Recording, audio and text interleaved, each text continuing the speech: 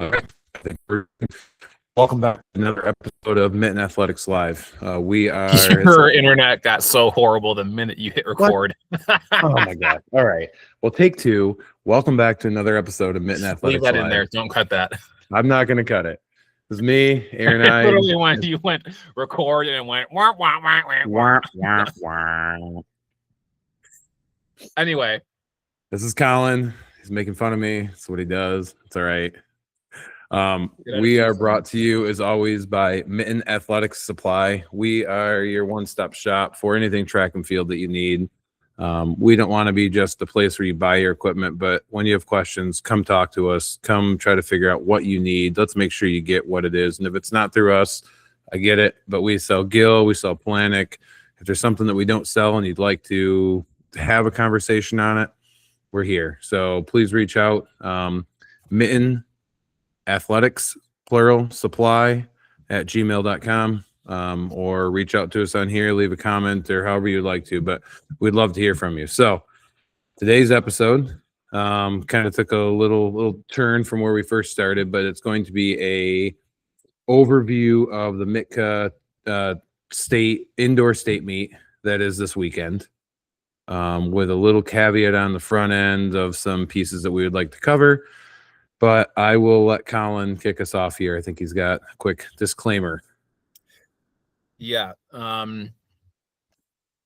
So there are some things that might be hot button issues that we talk about in the next little bit. And I just wanted to say in the front end. So I'm a MITCA member. I'm on the track and field committee currently. I do not speak officially for MITCA. That's not my job, and I'm not going to try to do that. I'm not going to guess their opinions on anything. If they would like to be on this podcast, then we invite them. Please.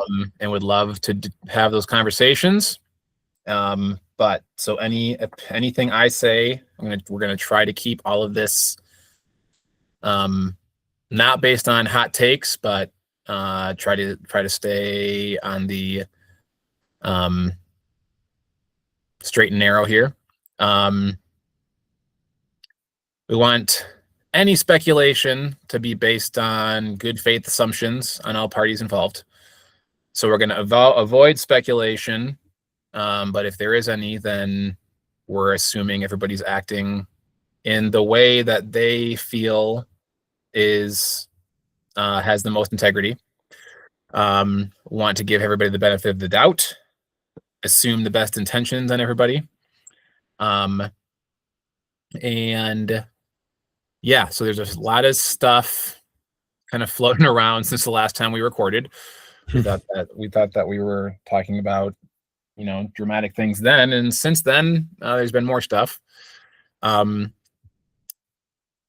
Recently, so if you go to Jeff Hollabah's newsletter, he was the one to drop the news that a new coaches association is formed called the Michigan Association of Black Track and Field Coaches, and they had a meeting of about 60 members February 18 at Oak Park.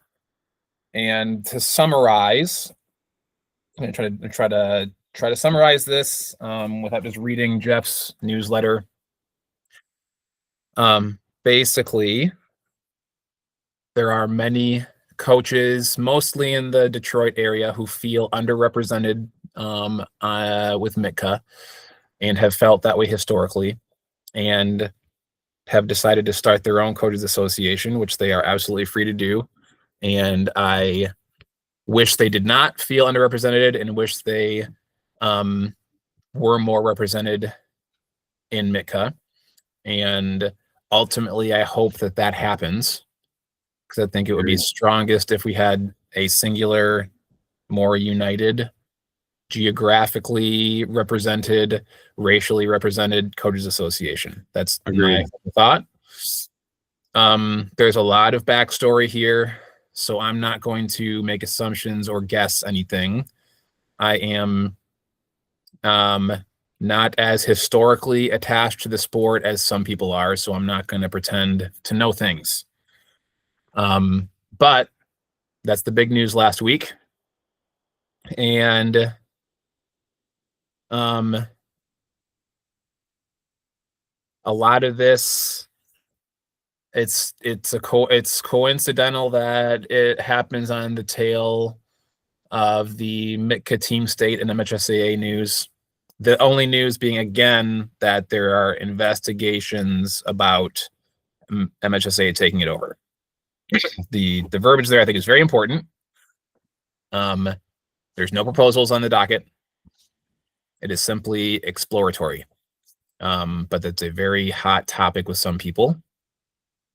The one thing I will say is I feel kind of like Jeff's newsletter kind of fanned the fire a little bit in this way. And he's historically not a huge fan of the team state meet, which is unfortunate, but that is what it is. And I think that he might have, his words are the way he wrote was a little bit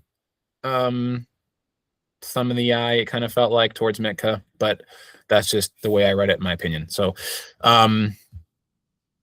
again, I assume the best intentions of everybody here and hope that the way we talk represents that. Perfect. I like it. Big monologue there. You go ahead. Nope. That was perfect. I like it. And I wanted to couple in on that and say that with this weekend having a secondary meet involved, so it's not just the team state meet, I love the idea of the other meet. I love what they're doing. We haven't even said anything about that yet. Well, listen. Out of order. Out of order. I'm saying. Okay. So this week is supposed to be indoor state meet. Correct. Last year, MITCA took over the running of the indoor state meet so that it wasn't all on the few people who were involved with the Michigan Indoor Track Series. Yep. And went as good as it could. Anyway, and so this year we were looking through entry lists today and realized that there's some big names that are not on the entry lists, which closed as of an hour ago. Yep. And did some searching, and there is another meet going on. Aaron, take it away. Okay. Well, I was way off in my order, so I apologize. But yeah, I want to start by saying that I think that the other meet that is going on is an awesome meet. And I think that it may be coincidental due to the team state meet, the indoor state meet also changing dates due to changing locations. I think it's, like we said earlier, I think it's just, I'm hoping just an unfortunate coincidence that it happens to be on the same weekend as the indoor state meet. But I love the idea that they're trying to bring in essentially another big showcase meet for the whole Midwest, not just Michigan, not just the US, but the whole Midwest, and bringing in people from all over. And I think that's an awesome idea. And I think it could be a great coupling to go with the indoor state meet, kind of like we do at the end of the year with having what used to be kind of the meet of champions, where it was Indiana and Ohio and us, and just trying to really bring in more of the overall Midwest. So love the idea, I think, and I really hope that it's just hey, dates changed. We already had this set. We know how hard it is to find facilities and how hard it is to find time in facilities. This is what we had. So, and the media that we're talking about is, so the lab is holding what's called the Midwest Showcase. Midwest Showcase. The Midwest Showcase. Yep. February 27, Saturday, February 28. Friday the 27th, Saturday the 28th. Boom. The indoor state meet is being held the 27th through the 1st. So now I'm going to go backwards just to mess with your brain, since I went out of order, and I I'm going to agree with your previous statement that I hope that I'm not involved in either as far as in any capacity.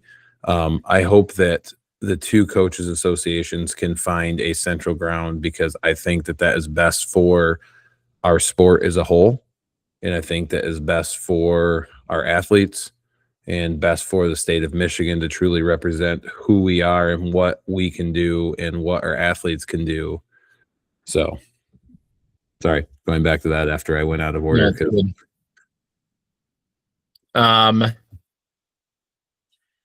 Yeah, so we're going to try to avoid just reading names and numbers off of entries.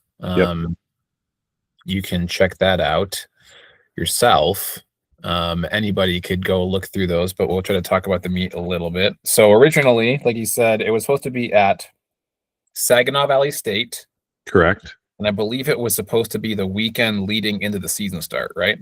I believe so, if I'm not mistaken. I don't have all the old data. Pretty sure it was supposed to be. I believe you're right. Oh, what would the dates actually be then? The 6th and the 7th, and I think it was a 2-day meet before, right? Yep. So it would have been probably the 7th and the 8th at that point. I think March it was 7, March 8. Yeah, that sounds right.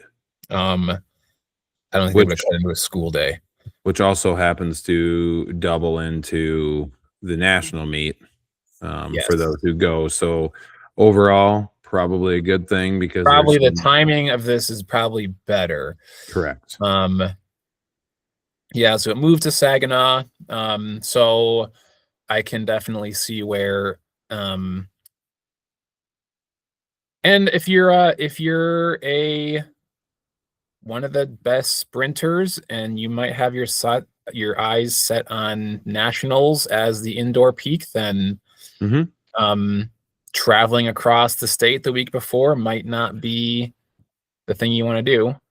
Agreed. So I can definitely see where it was supposed to be on the east side. Now it's on the west side because of how the facilities shook out. I can't really fault somebody for that if they have a chance to go actually really compete nationally either. So I get it. Agree. I think the only unfortunate part here for me is that we're not going to see the 3 best sprinters at the indoor state meet on the boys side, for instance. Yep. And everybody treats indoor states differently right now. I think we could have a small discussion about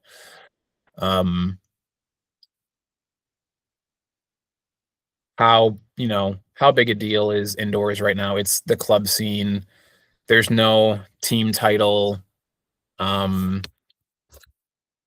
It doesn't, obviously the best track athletes, if you are a track and field athlete, then you do indoor track, right?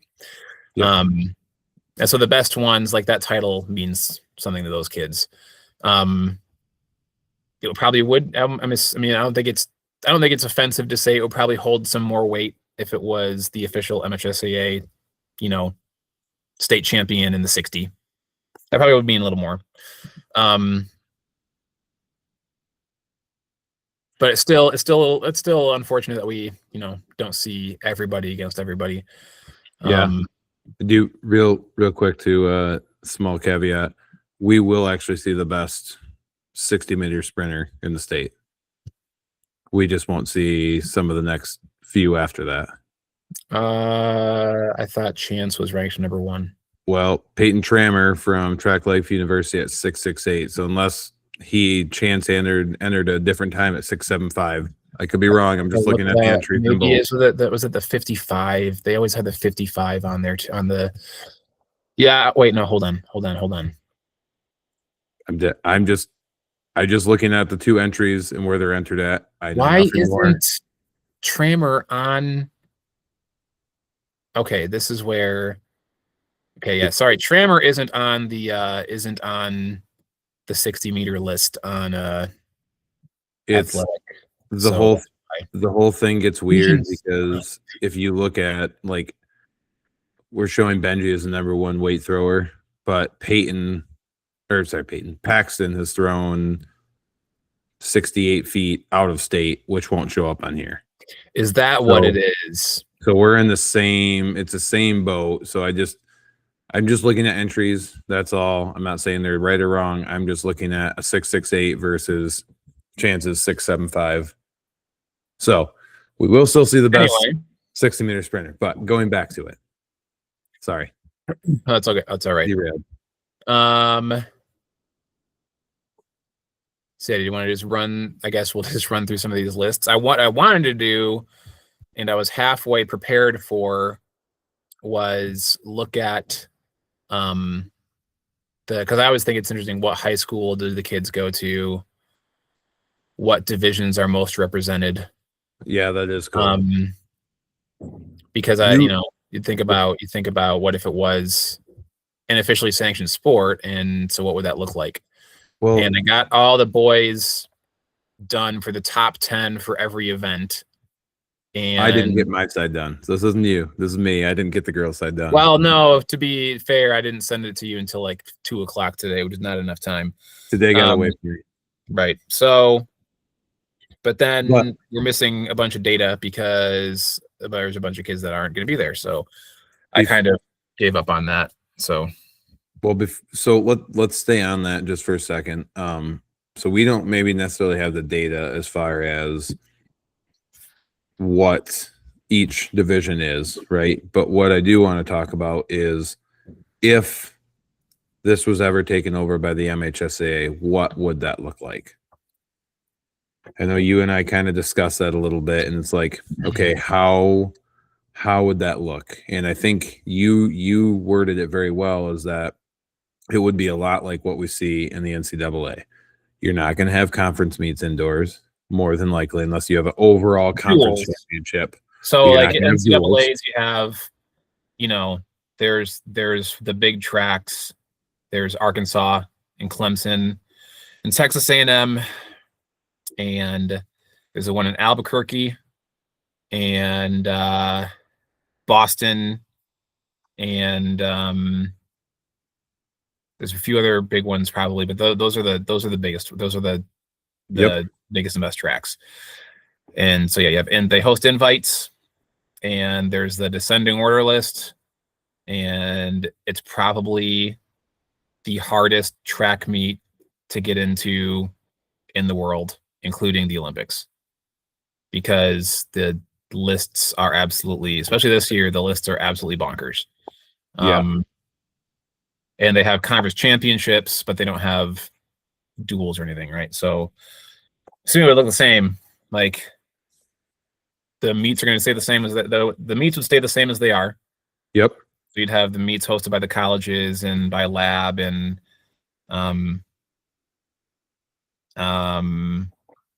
you'd have I'm assuming we'd have qualifying standards, and you qualify for the state meet, and probably have a team title that way too, and there you go. So my question with that, because we know that of all the schools in Michigan, you're going to get 50% who truly run a track program indoors, let's just say. The thing I wonder, I think it's less than that currently. I think I wonder is, how would that change if it became sanctioned? Because I've had conversations with coaches who don't do it because of the 4-player rule. And that's primarily it, because of being afraid of breaking coaching out of season coaching rules, which is smart. You don't want to break those rules. And there are, people have their definitions of how we're not breaking that rule. Mm-hmm. And so I'm curious how that would change things. I'm not sure. So that might increase participation a little bit. But generally, you go to these track meets and you can tell which schools really, focus on it. Also be curious, like how many, like there's a few big clubs, especially on the east side. Mm-hmm. I'm not sure how many of those coaches are affiliated with schools outside of them. On the west side here, a lot of the clubs are directly associated with a school in some way or another. Yep. I don't know what that looks like throughout the state. I personally think the biggest changes you would see is that one, I think it would be hard to hold 4 different divisions. And I don't know what that would look like at the state meet. I only went through the top 10. This is just on the boys' side. Yep. Okay. In the top 10, you've got, I'm going to count how many kids from D3 and 4 were in the top 10 in any of these events. Well, and that's what I'm saying. It's going to get hard while you're counting. That's Right. what I'm saying. It's going to get hard because you either going to have to truly run 4 divisions to make sure that they are represented, I'm assuming. But even so, I just don't know if there's enough schools to make it so they can run 4 divisions. So then the question is, do you drop the 3 divisions? Do they drop and say, hey, we're going to combine 3 and 4 and we're going to do a 1 and a 2? I think that would probably be the easiest answer. Probably it. The first year they might try to do 2 divisions and go combine 3 and 4 and combine 1 and 2 and make those 2 divisions, because I think there's a lot of aspects where those divisions, and there's always outlier athletes, so I'm saying this as a whole, that those divisions should generically probably be able to compete together, at least in the beginning of a infancy stage of a MHSAA run indoor season. So I just counted, there's 13 events. I didn't include relays in this list. There's 13 individual events. There were 17 division 3 and 4 entrants as of 5:00 p.m. today in the top 10 of any of these events. So out of 130 of 17. Yes. So now that's probably going to follow. So I did, again, if you go further down the list, the ratio probably follows within reason. Well, I bet actually no, so the ratio probably increases in favor of 3-4 as you go down the list, I think. Yeah. And again, this is not including for instance, Motor City is all going to the lab. And 876 Velocity is going to the lab. So it's not including them, which are Motor City is mostly Oak Park. And they're D1. Another way, so yeah, you could have 2 divisions. Could you have co-ops? Like in water polo, Jenison and Granville, for instance, their team is a co-op. Hockey. I almost think you would have to. BC has kids from Wayland and South Christian. I could see that happening. Yep. I almost think you have to, right? I just don't know how you could do it without that, especially in the infancy stage. I think over time, I think you could probably lessen that or allow that to be like, okay, if you are in any kind of co-op, you're going to be in the lowest division that's there type thing. Well, I don't know about that. I'm not sure if you need to do it that way. No, it really depends. Because you're right. Here's what's stopping, again, like BC has kids from Wayland and South and hockey. Like, sure. What's to stop that? If whatever school close to us decides not to opt in. Yep. And then you're probably just going to have bigger or more co-ops. The further away you get from the city. Sure. Right. That's also true. Yep. Okay. I take back what I said. But then I think the other thing that you will see happen that will be a big cause, and this is probably going to be more of an issue on the east side, is that you're going to see a lot of these larger clubs that will not be able to operate as the club they are now. And so, like you said earlier, how many of these club coaches are also affiliated with a high school? Which I don't know. I don't know either. I don't know, but I know that we're saying that out of curiosity, FYI, not out of any. No, we think this or that. We're just curious. I can say the same thing on this side. I know of at least a couple of throwing clubs, and we are also kind of involved with that, where there are multiple schools attached to that. Next Throw is a big example of that. And it would be hard, Kaizen is a good example of that. Barnett, I mean, currently us right now, we have 5 or 6 schools that are, that come off and on depending on how the weeks go.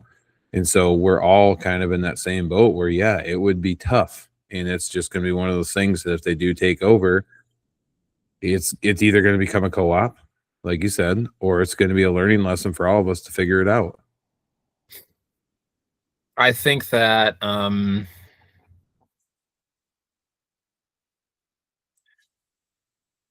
not sure it would change all too much. I think you're probably right. I think we're overthinking it. I think honestly it would probably be pretty similar to what we see now. You're just going to see a few more schools represented. Well, a lot more schools represented versus clubs. I think the interesting part would be, so for me, for instance, we have workouts twice a week, right? Yep. And so like me thinking as a head coach, do we continue to treat indoor season as mostly preparatory for outdoor season? And the bonus is that the shackles are kind of off as far as how you structure your workouts, right? So you can have more participation from kids. And if you're not taking full advantage of the entire week, your results are probably going to follow that, right? Yep. On the other hand,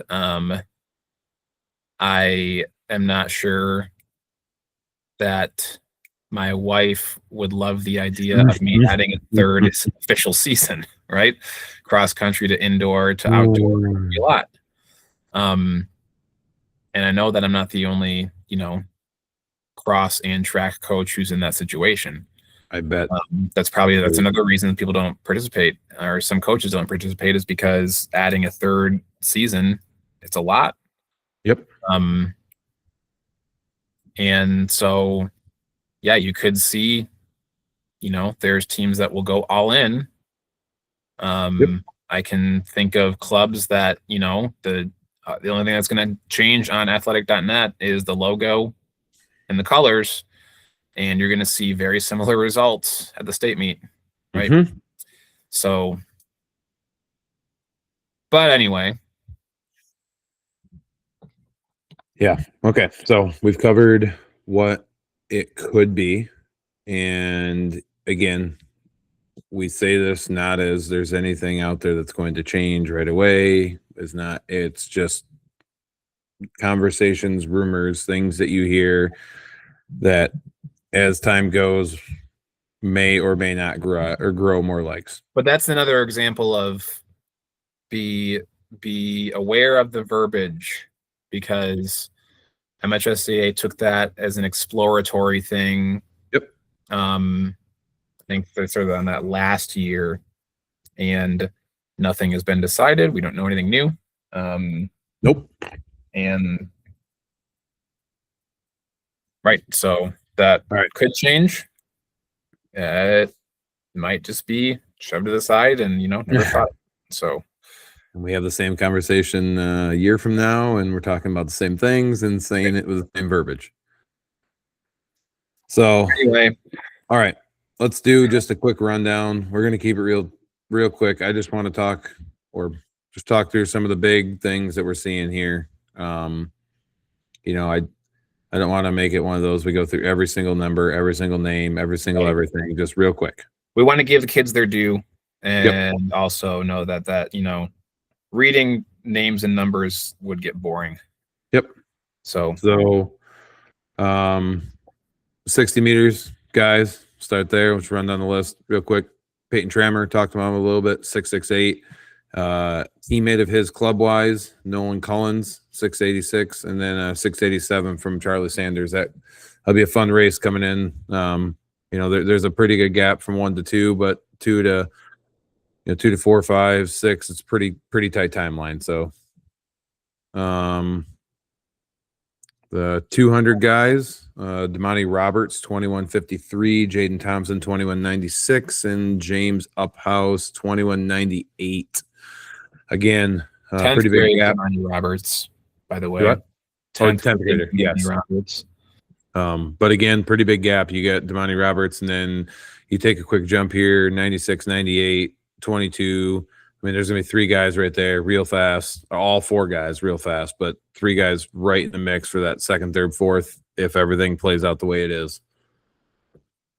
Excuse me. Real quick, 400 for the guys. Wendell Childs Jr., 47.86. I don't know if this was ran on a 300 or a 400. Regardless, 47 indoors, smoking. He is also the top time in the 800 at 1:50.87. Boom. So again, 150 indoors. I don't care if it's 200 or 300. That's moving. He's the defending champion in the outdoor 800 out of Clarkston. Ran 150 as a sophomore, which is so to run 150 as a sophomore. How low he can go. And then come indoor to run 150, like that's, yep. Yep. Run out the 800 here. Jackson Lamb, 155, and Matty Duke, 155. So a good combo right there. And one more, Cole Wisniewski. Okay. You missed the N. I appreciate it. Oh, and so there's a lot of them. So I'm going to just, before we get to everybody, there's a lot in the 155 range. So again, big gap, but then that's going to be a fun race when we get past that. Yeah, you take these. You know more about whether this is the 1600. Tell me more. We got the Northville boys coming over with 6 Mile Track Club, Brandon Cloud, Ryan Stojov, 413, 414. Alma Track Club has a few in the top 10. Yep. Ezekiel Baltaria and Thomas Larson. Jackson Lamb is doubling. I noticed not a lot of doubling going on. Well, actually, you know what? Sorry, I'm only talking about the top 10s. Well, but especially on 2 different days, right? Am I mistaken in that? I guess I only looked at the top 10s, so there is some doubling going on. Well, but they're 2 different days, right? Saturday and then Sunday. So double is easier right now with it being Saturday, Sunday versus doubling outdoor. I guess I think I was more surprised that the top runners, the top 10s, didn't have as many repeat names. That's what I should say. I see. The top 10 lists did not have as many. Understood. That's because it would be common to see the top runner, the top 60-meter runner, is usually could be the top 200 runner. Yep. Not the case this year. See, 2 mile, 3,200 meters. Make sure I'm looking at the right list. Jack McGregor, Highlands Track Club, Justin Johnson, Kentwood, Landon Rogers with Red Arrow, and Murad Algami with Dearborn. We got, 6 guys under 930. Big 8 seconds between Jack McGregor and Justin Johnson, 9:10 to 9:18. And I don't believe McGregor is doubling. So neither is. So he's looking to put a big time down. I don't see either of those logos in the 1600. How about the relay? Are they in the 4x8? I don't see an EK, a Kentwood or a Highlands relay. Let's see about the DMR.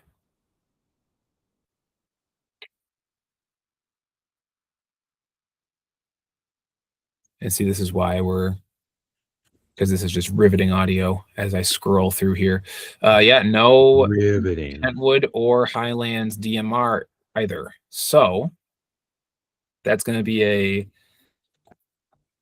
full speed, no fatigue battle in the 3200 between those two guys. Let's see. Moving on. 60 hurdles. Top seed in the hurdles is Shakuru Mikechi from Kentwood. 785. Shoot. Number 2 is 812. Zachary Jurka. Look at 830 and under though. 1, 2, 3, 4, 5, 6, 7. So 8, I'm not 9. gonna lie. 60 hurdles is not my strong suit. So I know that 7 point is fast. Okay, I know that much. I'm gonna say that no one's complaining at 830 and under at the high school level, especially when you're looking at what? Oh, there's only one. Sorry, I say only. There's a 10th grader in there. I thought there was 2. I misread. I say only, but I was looking for. Let's see who is the top seed in the hurdles.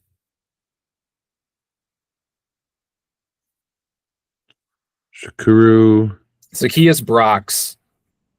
Zacchaeus Brox is 757. And that's and I'll get this number wrong. He is not on this list. So the top seed in the hurdles is not attending, unfortunately. Yep. And 757, think of that race. I believe that is like number 3 in the country right now. 757.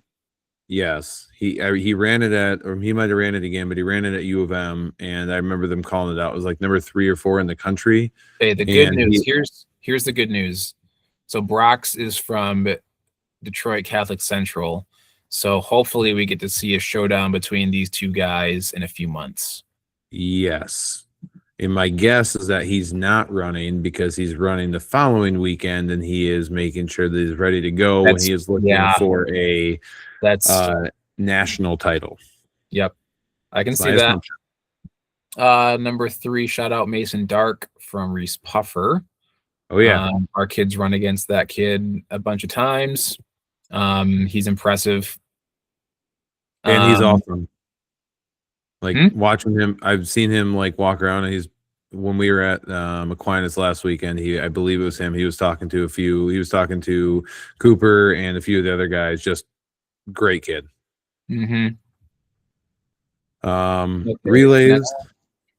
Relays always get tough because I mean, I'm gonna say tough. You don't, with it being from clubs, you don't know where they're all from, right? So the only one that you can say, well, I can't even say that because Kentwood Track Club, but I'm pretty sure all those kids are from Kentwood. I was just looking, but yeah. So there's, I mean, sometimes 127.34, 127.72. 127 is legit. Yeah. 127.85. So your top 3 rounded out are under 128. That's going to be a fun race.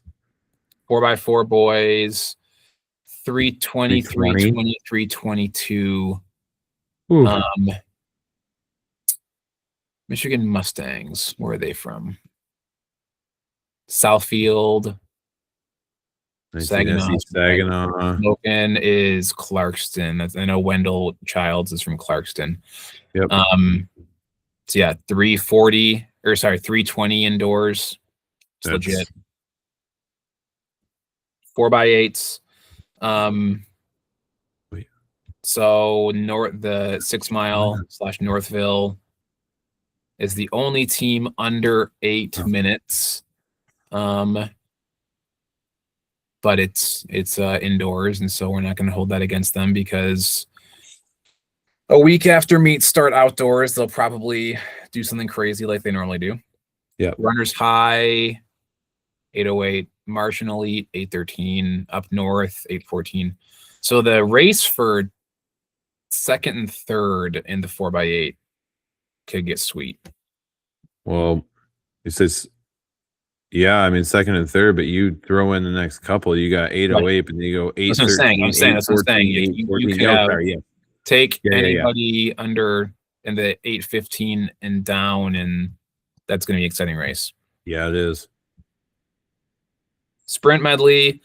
We don't see any of the 4x2 teams in the sprint medley, so it's kind of a they kind of probably chose we're going to focus on this or this. Top teams here are Dragon TC. What is Dragon TC? I never heard of them. Lake Orion. Okay. Swarm Elite, Michigan Racers, Track Life U. DMR, Red Tide, Jackalope, Martian Elite, Breen. We got, let's see, 3 teams under 1030. And they're within 3 seconds of each other. So that could be a fun DMR. Okay, field events. Okay. Shot put. I am going to go out on a limb here and eat a little crow. I had said a few times this year that I thought shot was down a little bit from previous years, and that is clearly not the case. We got almost 3 guys over 57, 57, 56, 11. So, and then you drop right down to 54, 51. I mean, this is going to be a fun comp. So guys shot, fun comp right there. Moving into high jump. I mean, this same thing. You got 2 guys over 6'8", 3 guys over 6'7". You got Noah Rufinacht. I would say that. Rufinacht. And then Declan Cornish, both at 6'8", and then you got 3 guys at 6'7", couple guys at 6'6". This is gonna, I'm assume, unless Noah goes off or one of them does, this is gonna come down to misses. So this will be a fun comp to watch. Pole vault, same thing. I mean, you got a sophomore, Ben Gorin, 16'3". Okay, do you know this? I saw this kid hit that 16'3". Is that an indoor record? Because people were whooping it up at Grand Valley this past Saturday. I was not there, and I honestly do not know. Yeah, I'm gonna look it up real quick. An indoor Michigan record, is that what you're? That's what I'm wondering. So I'm gonna look at Jeff's list real quick. Okay, while you're looking real quick, we got Reese Emiat 15'9", Sean Senzori 15'9". So that's gonna be a fun comp regardless. I mean, you look at it, 16'3". I don't know what his average is. I don't know what he's gone as far as like, you know, his 15'9" normal for him, but that right there could be a fun comp. And it's going to be, even if it's not for first, that a lot of kids 14'3", 14'6", 15'3". That's gonna be a fun comp. Long jump, we got 1, 3, 4 kids: Colin Munford, Jeremiah Marshall, Jack Deitch, and Javon Alexander, all over 22. It is not a state record, but it did move him 16'3" by, let's back it up, give the kid his due. Yep. Ben Gorin, Velocity Track Club, would be sophomore, would move up to number 4 all time in Michigan indoors. What's number 1 while you're looking at it? The record is 16'10 and a quarter. 16'10 and a quarter. Okay. Moving down, so Jeremiah Marshall, he was second in the long jump. Moving down to triple jump, 42.7. I'll admit I don't know about the jump, but looking at numbers, 42.7, 41.9 from Chase Bingham or Binghaman, and 42 guys at 40'6", Justin Menard and Devin Fisher. So you're gonna have a 4-man battle here. Yep. Jeremiah is also in the long jump list. I think he might be the only one of those 4 guys. I believe so. Can he navigate that? That's the question. What is that schedule? Hold on real quick, because I got this open. Long jump, triple jump, same day. Okay. Okay. Okay. And Jeremiah navigate that and still win triple. That's the that's the big question. Okay. And then we will finish out with weight throw. So quick caveat on this. I'm going to say it first, but it's not right. Ben Leifer from Byron Athletic Club. He is the number 1 on here, but he is not. Paxton Heitch has gone 68, I believe, 10 to Ben 66, 8 1/4. So his number doesn't show on here, but Paxton is actually the number 1 seed. Followed by Tyler Woodside and Matthew Bates, both, and Alex Robbins, actually all throwing through the same club. So that's going to be a fun comp. It's if no one does anything super crazy one way or the other, it's probably going to be a very tight comp for first and second, and a very tight comp between third and fifth. And there's a lot of people in there. I mean, it drops down to anybody in the top 10 really are kind of an open game for that third, fourth, fifth spot. So this is going to be a fun competition too on the first night. Actually, first event for field events, first night. Okay. So, girls, ladies, real quick, go through the girls too. Try to run it kind of the same we did before here. The 60-meter, Cameron Tatum running a 7:46, Aubrey Wilson 7:54, and Willow Mason at a 7:62. Again, you got go under 780. You got 1, 2, 3, 4, 5, 6 girls going under 780 with that 7:46. Really, just I mean that's pushing it. That's good. Cameron is also the top seed in the 200, running 24:03. Oh, and Willow Mason also third and going to fourth in the 200. Yep. Okay. A few Track Life U girls in the top 10 in the 200. See a lot of what's that 19 in this list. We see a lot of Michigan Mustangs, Track Life U, Saginaw Striders, and GR Fire. Yep. All right. Hey, love it. Let's see 400. Elise Brown. Courageous Track Club. Where are they from? I don't know, but Redford, Michigan. Where is Redford, Michigan? I don't know, but if they're both through the same club, you got a 56.99 and a 57.97 in the 400 indoor. Redford is in Wayne County. Okay. Okay. Love learning geography. Elise Brown and Kaylin Ivy, just so we say it. Let's look at a potential outdoor preview real quick, because again, those are fast girls. Detroit, Cass Tech, and Cass Tech. Okay, so that's going to be a fun 4x4 outdoors. Yes, it All is. right, and then I want to go down to the next 3 real quick. I know we don't always go down that far, but Nisha Gomez is a freshman.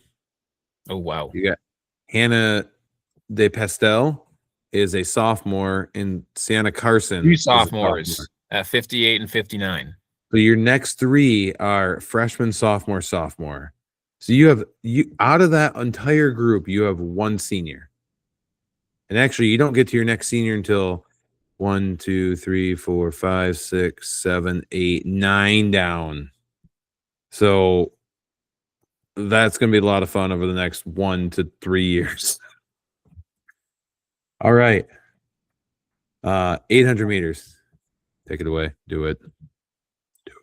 1 second. There's another, just looking at the lab meet, there's another 10th grader at 58.57 over there. So yeah. Louisa Cohen. Okay. 800. Eliza Schwass, freshman out of Ludington, 209. Lane Isom, Project 131 at 212. Kate Ort, 213 at a Red Arrow Track Club. Red Arrow having a pretty good year. Shout out to them. Yeah. All right. Moving on to the 16. Schwass is the top there as well, 442.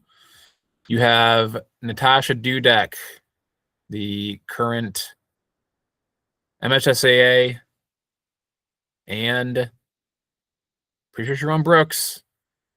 And did she win Nike? I can't remember. But 10th grader, Purple Track Club, Ann Arbor Pioneer, 444. And Emma Hoffman, who is at Seago at 448. Alexandra Scapitici, she Northville, Meads Mill Middle School. Oh wait, she's a 9th grader. Okay, so we have two ninth graders. We have two 9th graders at 450 or lower. Okay. Al McMahon with Breen Track Club. So we've got 6 girls at 450 or faster.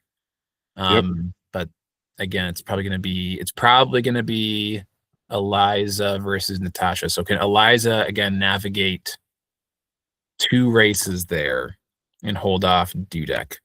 Because Dudek is not in the 2 mile.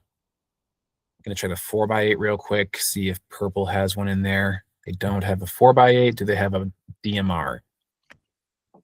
They do not. So Natasha is focusing on the 1600. All right, 3200. 3200, we got Katie Berkshire at 1013, and then a big gap to 1025 from Sienna Clemmer and Al McMahon again. And another big gap to number 4, Jalen Ray at 1037. And then you got a scratch at number 5. What's that? You got a scratch out at the number 5 seed too. Oh, I'm not looking at scratches. Sorry. Well, looking at the line through it. Yeah. But it's a championship, 3200, and those are usually an anything can happen situation. Yep. Okay. 60 hurdles. Hold on a second. 2 different girls. Okay. Courageous Track Club has the top 2 in the 60 hurdles as well at 858 and 890. And then with Layla Hawkins and Mackenzie Cunningham, Katie Blue at 3, also coming in sub 9 at 898. Again, apologize. I'm not a hurdles expert, so I could probably tell you if I saw their 100 or 110 hurdle time, but not 60. Apologize.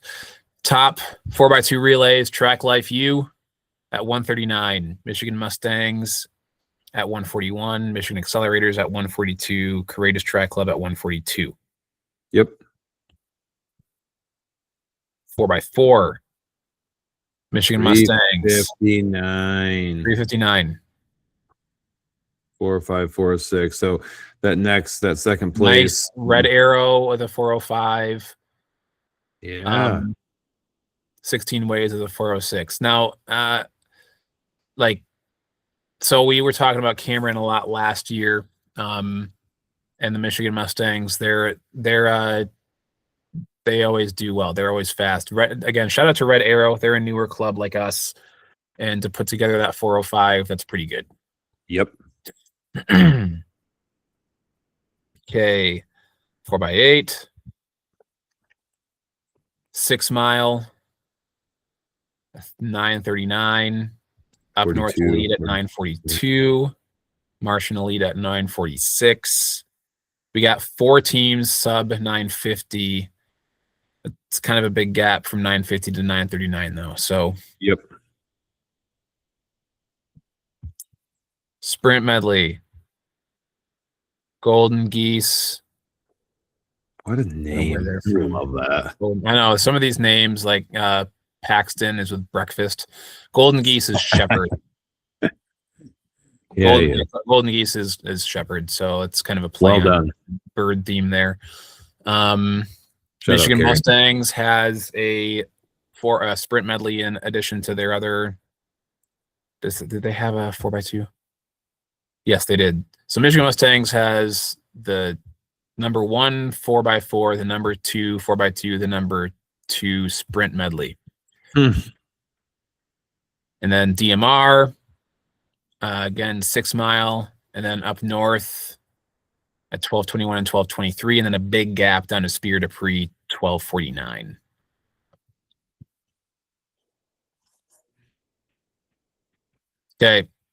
Okay. Run the field events real quick. This is going to surprise a lot of people, but Addie Stuyvesant at the number 1 seed, only the all-time Michigan leader and holds national records for sophomore records. So anyway, 53.7.5. Lorelei Zelinsky, Traverse City, 45.11 and then Charlotte Martin, speaking of Breakfast Athletic Club, 43.10. Quick shout out to Elizabeth Watkin from Show West Ottawa and Olivia Latunsky out of Forest Hill Central. So that's going to be a fun comp. I mean, you take the Addie side of it, like she's going to take first unless something crazy happens. It's 8 feet. Mm-hmm. So, but you outside of that, like it's going to be a fun 2-3 comp. It's going to be a fun 4-5 comp. Like there's a lot there. Moving down to high jump, we got 2 out of Michigan racers. The top 2, Rachel Hibbs and Paige Holler, 5'6", 5'4". And then we have another 1, 2, 3, 4, 5 girls at 5'4". This is another one that could go back to misses. Yes, that's the 100%. Because you got 2 more girls at 5'3" and another 1, 2, 3, 4, 5 girls at 5'2". I mean, all depends on the day they have, but this could definitely be misses. Pole vault, we got Katie Blue, 13. Whoa. Oh, they're what? all in. Sorry. I thought that was a club name. I'm like, holy cow. Katie Blue, 19 unattached. 13, 13-10. 13-10. Bowers, 13, and Evie Mathis, 13. Aubrey Bowers is also Forest Hill Central. I don't know about the other 2, but then you got Izzy Robbins, 13. So you got 1, 2, 3, 4 girls over 13. Let's see. Katie Blue, the top seed. Katie Blue, the top seed is Grand Ledge. Aubrey Bowers, we know. Evie Mathis, the 3rd seed is Wayland. Okay, what about Izzy? That's also a 13. Izzy Robbins. Isabel Robbins. A Wayland. Oh, hey, shout out. That's Izzy Robbins is Grand Haven. Okay. Evie Mathis has a good coach over there, so well done. Nice. Long jump. We got Aubrey Wilson, 18.3.5. Fiona Kane, 18.3. And Amani Morgan, 17.3. So those are your top 3 out of Michigan Accelerators, Dearborn, and Breen. None of them are in the top 3 of the triple. So again, big comp, 18.3 and 18.3.5 and 18.3, and then you drop down, you have 17.3, 17.2, 17.1, 17.1, 16.11. That's, yep, there's a big comp there. It's going to be fun. Triple jump. Again, don't know a lot about triple. I should probably learn because I think that's probably what we're going to see soon. But are you volunteering to coach it? Yes, it seems like a good crossover to shot put distance. We have a great jumps coach on our staff. Yes, we do. Triple jump. One of our boys is actually in this meet after never having triple jump before, so that's cool. So triple jump 35.4.5, 33.675, and 33.6, 33.4, 33.2, 33 even. That's a wide open competition. Yep. So we think. I think. I don't know. No, don't know a lot about it. Okay, And then, weight throw. finishing up weight throw. Top two here, Shelby and Charlotte. That could be Shelby fun. out of Hart and Charlotte out of Breakfast Athletic Club. That's gonna be a fun comp right there. And then honestly, I know Lorelai's numbers don't show Are it. those but 51s like you've seen Shelby a bunch, right? Do you know who Every- Charlotte is? Yes, I know what Charlotte is. That Are those they two- consistent there? Mhm. Okay. Yep. So that's And gonna then, be a knockdown. honestly, I think you throw Lorelai in that mix because she's learning it and she's so on the front end of it and she's strong that could be a three-way chase for first place. And then Elizabeth Watkin again out of West Ottawa Shore Athletic Club, and Olivia she's senior, Forest Hill Central, doing well. Quick shout out, go down a few more. Josephine, freshman with us, big name to watch. 33, almost 34 feet, big PR last week. So that could be. I'd love to see her make finals and as a freshman and really kind of cement her like I can do this. Yeah. So okay. We've run through it. We've made it. We hopefully kept it quick after everything else. I think we did This pretty is well. over an hour again. What This is over an hour. is it? Yes. Okay. We started. Yeah, I'm pretty sure. Anyway, Okay. that matters.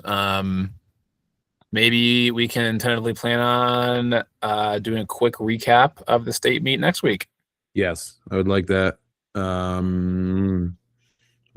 Yep, let's do it. We'll figure it out. Oh, that's right. You have a work thing, right? But That's okay. We'll make it happen. Maybe we'll do it when I'm in Nashville. It's no big deal. Okay. All right. Okay. If you made it all the way through, we appreciate it. Thank you. Love you guys. Again, if you have any comments, have anything that you'd like to let us know on, something you want us to talk about, did we miss something?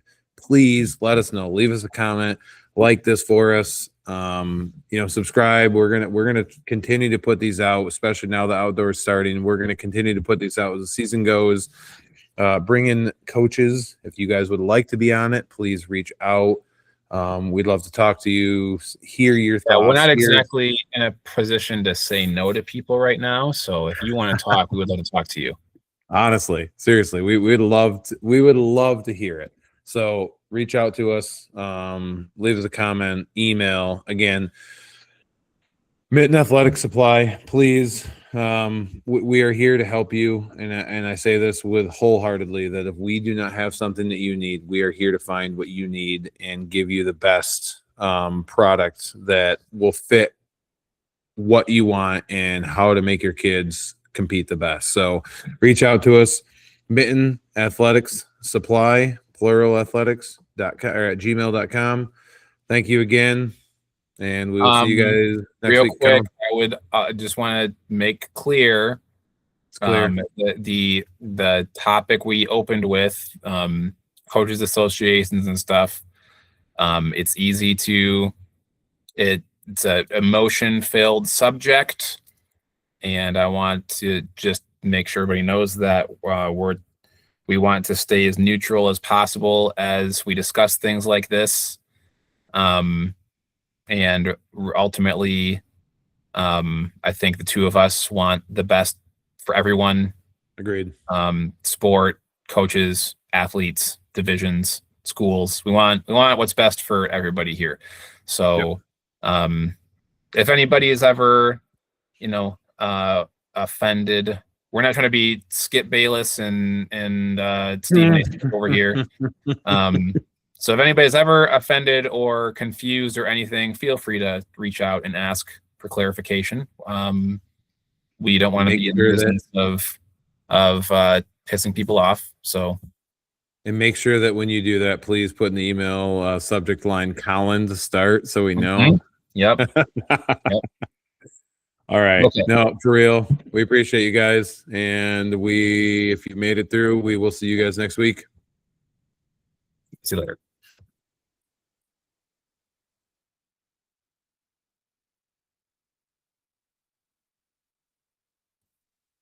Did you just It's still recording, and I'm the only one on here. I could really take over this, but I'm not gonna. See everybody later.